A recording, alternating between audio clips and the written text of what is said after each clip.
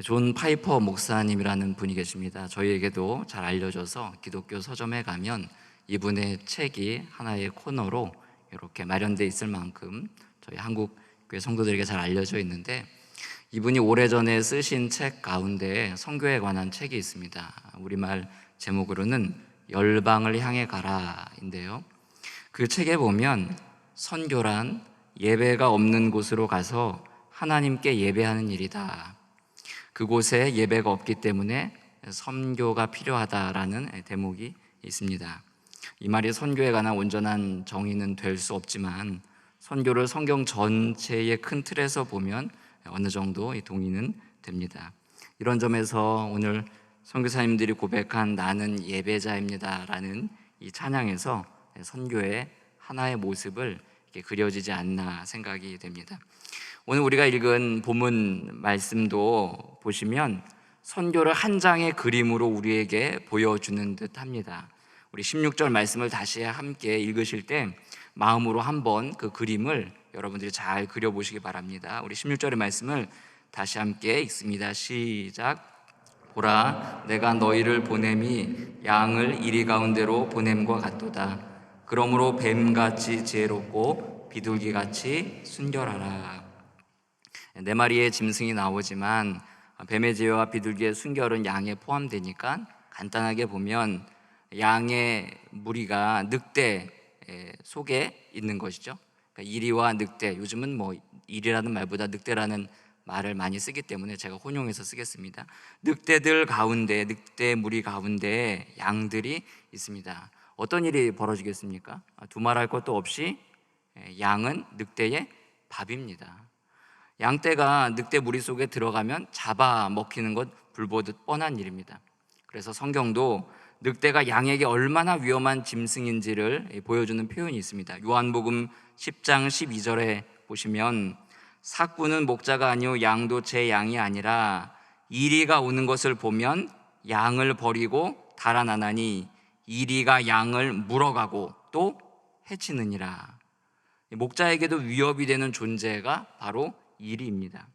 이런 성경 구절을 보면 사실 오늘 본문 말씀이 잘 이해가 되지 않습니다. 예수님은 우리의 참 목자가 되시기 때문에 우리를 이리 때로부터, 양을 이리 때로부터 보호해 주시는 분인데, 오늘 말씀해 보니까 양을 이리 가운데로 보내십니다. 특별히 16절을 다시 잘 보시면 예수님께서 직접 보내신다는 점을 강조하고 있습니다. 보라, 내가 너희를 보낸다, 이렇게 말씀하고 있죠. 예수님께서 이리떼 속으로 자신의 양을 직접 보내십니다. 그러면 예수님은 자신의 양이 이리떼에게 물어 뜯길 것을 뻔히 아시면서도 왜 그들에게 자신의 양을 보내실까라는 이런 물음이 우리의 마음에 생길 수 있습니다. 그 힌트가 오늘 읽진 않았지만 본문 18절에 있습니다. 우리 본문 18절의 말씀을 함께 읽겠습니다. 시작. 또 너희가 나로 말미암아 총독들과 임금들 앞에 끌려가리니 이는 그들과 이방인들에게 증거가 되게 하려 하심이라. 나로 말미암아, 뒤에 보시면 그들과 이방인들에게 무엇이 증거가 되게 하신다고 말씀하고 있습니다. 양이 이리 떼에 가면 눈에 쉽게 띕니다. 이는 멀리서도 양을 한눈에 알아볼 수 있습니다. 양을 보면 군침을 흘립니다. 그러면 양은 어떤 반응을 할까요? 이리를 보는 순간 양이 할 수 있는 것은 목자를 찾고 목자를 생각하고 목자를 부르는 일밖에 할 수 없습니다. 양의 주변에 목자가 없다면 이리가 공격하게 되는 것이죠. 양을 통해서 늑대도 이리도 목자를 인식하게 됩니다. 우리도 이와 같습니다. 18절을 한번 보십시오. 다시. 또 너희가 나로 말미암아 총독들과 임금들 앞에 끌려가리니 이는 그들과 이방인들에게 증거가 되게 하려 하심이라. 그런데 이 증거가 어떻게 나타납니까? 20절을 보십시오. 말하는 이는 너희가 아니라 너희 속에서 말씀하시는 이 곧 너희 아버지의 성령이시니라. 성령께서 친히 증거해 주신다, 이렇게 말씀하고 있습니다. 주님은 양을 보내셔서 이리 가운데서 자신을 드러내시지만 동시에 우리가 자신의 양임을 주님이 친히 증거해 주신다고 약속해 주십니다. 22절도 보십시오. 너희가 내 이름으로 말미암아 모든 사람에게 미움을 받을 것이나 끝까지 견디는 자는 구원을 얻으리라. 주님의 이름으로 주님께서 보내셨기 때문에 미움을 받아도 주님께서 개입하셔서 우리를 구원해 주신다고 말씀해 주고 있습니다. 하나님의 주권이 미치지 않는 곳은 없습니다. 온 우주가 하나님의 통치 안에 있습니다. 양이 이리 가운데 있어도 그 상황을 통치하시고 통제하시는 분은 우리 주님이신 줄 믿습니다. 성령 하나님은 어떤 위기 상황 속에서도 주님의 복음을 전파하시는 분이기 때문입니다. 오늘 말씀을 근거로 해서 선교의 그림을 그려보면 매우 단순합니다. 이리때 가운데로 들어가 양으로 사는 게 바로 선교입니다. 양으로서 우리가 이리 가운데 있으면 됩니다. 굉장히 놀라운 그림 아닙니까? 우리는 주님의 양입니다. 주님의 양으로 이리 가운데 있으면서 우리가 주님을 증거하지만 주님도 우리가 주님의 양이라는 것을 주님이 친히 증거해 주시는 놀라운 역사가 우리 가운데 있다는 걸 이 하나의 그림으로 우리의 마음에 담을 수 있습니다. 사랑하는 성도 여러분, 여러분은 하나님의 양으로서 이리 가운데 살고 계십니까? 그렇다면 여러분은 이미 선교사입니다. 선교는 우리 삶에서 우리 주님이, 우리 예수님이 주인이신 것을 드러낼 때 비로소 시작이 됩니다.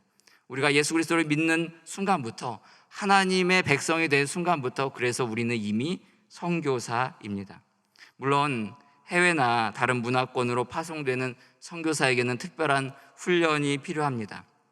하지만 선교를 하나님을 거부하는 곳에서 하나님을 예배하는 일이라고 본다면 우리는 이미 선교사이고 우리의 일터가 선교지이고 우리가 살아가는 생활 자체가 선교의 삶인 줄 믿습니다.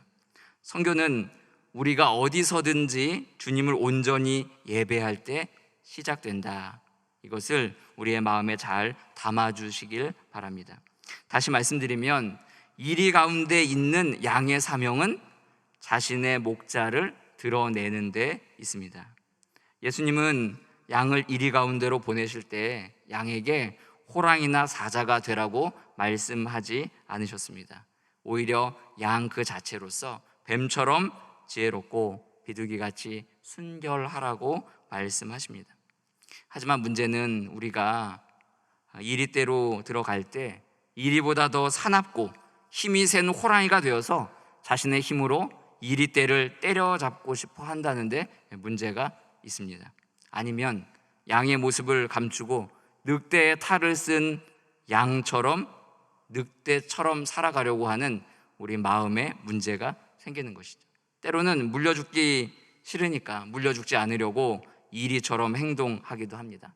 그들과 똑같이 경쟁하고 분쟁하고 싸우고 다투고 헐뜯고 미워하면서 마치 하나님이 우리의 목자가 없는 것처럼 생활을 하는 것이 문제입니다. 성도 여러분, 양은 이리가 될 수 없습니다. 성경은 이리 가운데서 양이 살아가는 방식을 우리에게 설명해 주고 있는데 로마서 16장 19절에 이렇게 가르쳐 주고 있습니다. 너희의 순종함이 모든 사람에게 들린지라. 그러므로 내가 너희로 말미암아 기뻐하노니 너희가 선한데 지혜롭고 악한데 미련하기를 원하노라. 말씀을 맺겠습니다. 선교지가 존재하는 이유는 그곳에 예배가 없기 때문입니다. 하나님의 소유인 양이 그곳에 없기 때문입니다. 그래서 주님이 우리를 그곳으로 보내십니다. 하나님의 양인 우리가 이리 가운데로 보내져서 그 속에서 주님을 찾고 부르며 주님의 영광을 높이는 그 자체가 선교라는 이 그림으로 우리에게 다가옵니다. 사랑하는 성도 여러분, 어떤 환경에 계시든지 여러분이 그리스도인임을 온전히 드러내시기를 주님의 이름으로 축복합니다. 일에 대한 두려움 때문에 목자를 보지 못하는 어리석은 양이 없기를 바랍니다. 어디서든지 주님의 양으로서 지혜롭고 슬기롭게 사시기를, 또 순결하게 사시기를 주님의 이름으로 부탁드립니다. 여러분이 일 속에 있을 때 판단과 지혜가 더욱 또렷해져서 악을 분별하여 멀리함으로 순결한 양이 되시기를 주님의 이름으로 축복합니다. 세례 요한이 예수님을 가리켜서 했던 말을 한번 떠올려 보십시오. 보라, 세상 죄를 지고 가는 하나님의 어린 양이로다.